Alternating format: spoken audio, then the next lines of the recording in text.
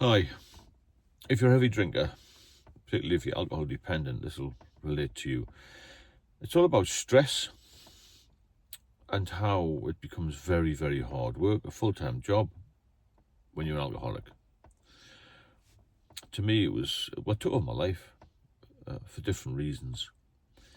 And I started drinking at quite a young age and went from social drinking to moderate to heavy reasonably quickly, to be fair. Slipped into alcoholism years later when I was in active addiction. But some of the points I want to cover, when you are an alcoholic, you'll have a fair idea when you become an alcoholic, or when you're drinking too much, because it will start with physical dependence. You'll need a drink. You'll think about it all the time, and you want to go to the pub or you want to get some beers in, have a stock, make sure you don't run out. You'll start to feel, you sort of crave alcohol in a way. That's the first sign. For me it was anyway. And when you've had a drink, even if it's just a moderate drink, you'll start to get withdrawals, and over time the withdrawals get worse. Initially when you're young and fit, you might find the withdrawals maybe a bit of nausea,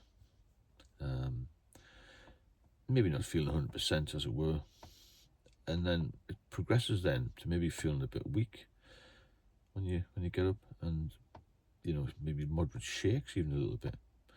And it's a bad sign, that, because you're in trouble then when you start to get this physical dependence. And all you can think about is having that next drink. And when you have these withdrawals, as you get more into alcoholism and you get more into what I call active addiction, the withdrawals can be really serious. And when I was a younger man, I was under pressure from my wife and relatives to stop drinking, obviously, because they were worried about me. I decided, I didn't know what was going to happen, to stop. But suddenly, stayed with my parents for a while. I came from London, and I stayed with them. And I knew I was dependent then, really, to be fair. And I had an appointment booked on the Tuesday. But on the Monday, I walked down to the local market town, and I felt terrible. I didn't have any drink. About 3 o'clock in the afternoon, I thought I'd have to go down the town. I wasn't going for a drink. I was just going to try and have 24 hours off. And I didn't know that withdrawal could be so serious. Anyway, what happened was I started to feel really shaky, and I detached my body, basically. I'd never fainted or anything like that in my life before, and I started to shake quite violently.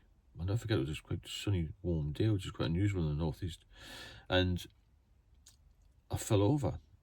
I was completely conscious all that time. And then I tried to stand up again, kept falling over. This woman came up and said, just sit down. I was so determined to stand up, I kept falling back in this guy's garden, well, like front garden piece. And eventually a couple of building lads who were on the scaffolding over the road came over and basically told me to sit down. An ambulance was called. I didn't go to hospital. I just sent a disclaimer. A few hours later, I went back to my parents. My dad picked me up and apparently just blacked out. When I said I didn't feel well, next thing I knew I was in a hospital bed, and they gave me some Valium, and I saw the doctor the next day, and then I got some diazepam. It's a long time ago, that. So the physical dependence, this side of it, I knew I was an alcoholic straight away.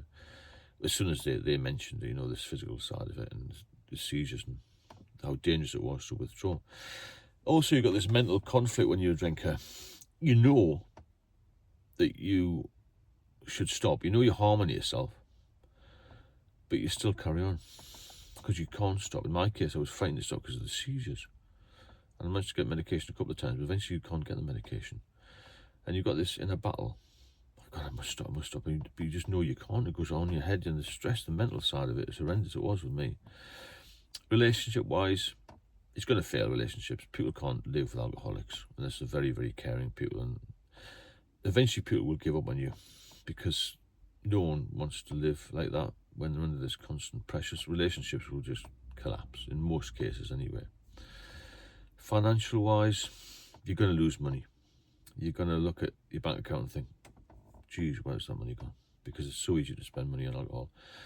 You buy things you don't need. You buy other people's drinks. You are spending a fortune if you go to the pub. Especially when I was in London, top prices in the city of London and West End. Any city centre is expensive, isn't it? It's great when you're having a high old time. It will come back to haunt you, though. Trust me, it'll come back to haunt you. You tend to do less over time. Maybe you have the odd sick day. You're not as focused on work. You might be passed by for promotions, all that sort of thing. So all of these stresses combined make things worse. And for me, the anxiety levels were horrific. Worried about getting to work, worried about my family. Once my daughter came along, and worried about her, mortgages and all this sort of thing. And it's a constant battle in your head, and a constant physical battle as well.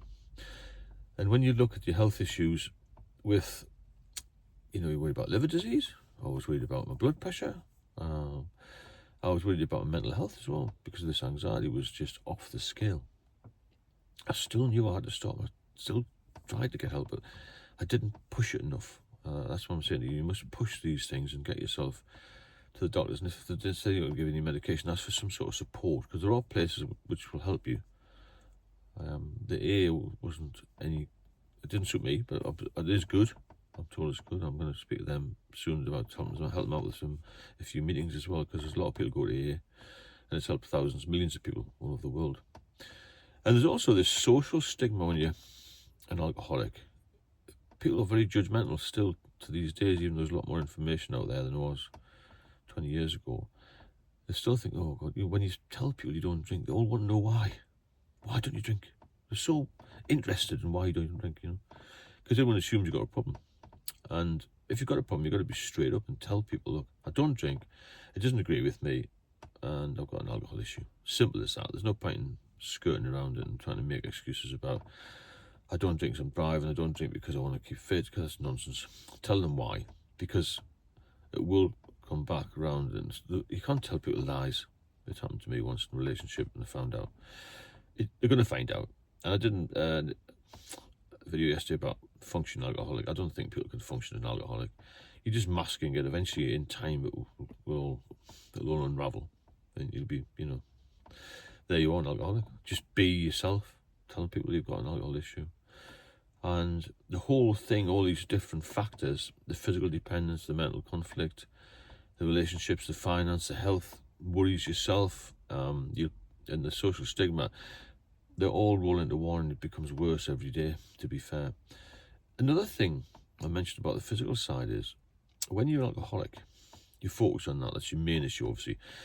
You'll often come across other injuries, accidents or something. You avoid the doctor. That's the thing I did a lot. Avoided the doctor, because I thought, I can't go to the doctors when I've been sticking the drinks type thing, So you're not looking after yourself at all. Physical care, personal care, goes out the window. You're not looking after anything in your life. All you're doing is focus on where you're going to get the next drink from. Have you got enough supplies in? Are you going to be alive tomorrow? And that's the end of the road, really. That's where I got to.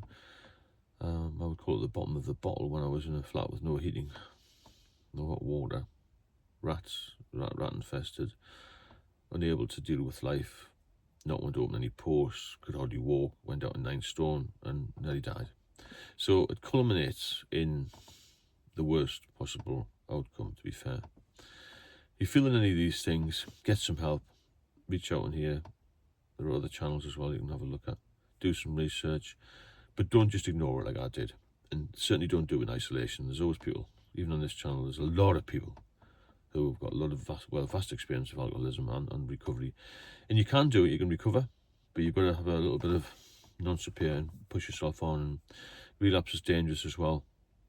But keep in touch on here, we'll help you along. But there's a lot of things will stress you out. A lot of things stress me out in life now. But when you're sober, you can deal with them. When I was in alcohol addiction, active addiction, I couldn't deal with them. I was never to the point of being drunk, as in falling over, causing bother, anything like that. I was drinking just to try and keep myself going, if that makes sense. In the end, I couldn't even get in the shower without a drink. I had a can of beer by the bed. All sorts of issues. Look after yourself, and if you benefit from the channel, then please subscribe and share it to others who may be struggling. And I'll speak to you all soon.